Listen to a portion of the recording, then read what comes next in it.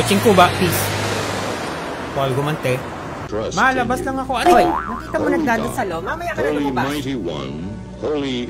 Uy, JR, tara na. Huwag mong pansinin yan si Paolo at si Jason. Uy, tara na. Bahala ka, saling pusa ka na lang. Sunod ka na lang dun, ha? Oh, hindi pa tapos.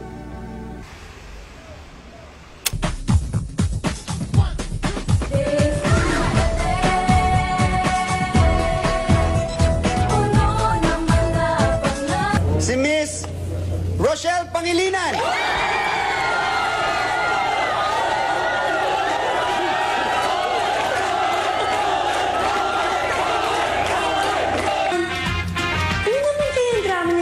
Rochelle.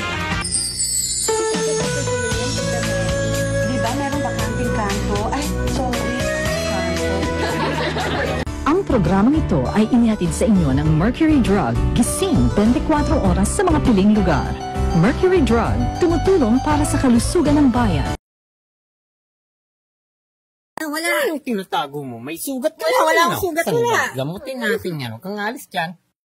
O, dali, tumayo ka dyan. Ayaw ko, wala nang lalabas. Ayun yan, doon na yung kabayo sa labas. Tren na naman ang lalabas dyan. Tren naman. Ayaw mo maniwala. Sige, dali. Maubos na yung oras. Yan na nga. Ayaw mo maniwala sa akin. Pating ating mo na damay. Pating bubong natin nasira. Paano nang gagawin natin dyan? Ang mahal-mahal pa naman ng paggawa ng kisame. Dali, ang dami kong sugat. Gamutin mo, dali. Baka may lumabas na naman. Ano ba? Ano naman yan? May lalabas ba dyan?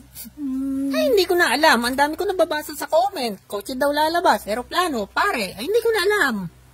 Ay, may lumabas na nga. Ano yan? Bakit may pare? Yung pare na. Hindi ko bless na yung sugat mo. Ma, may isa pa akong sugat. Baka may lumabas dito. Ha?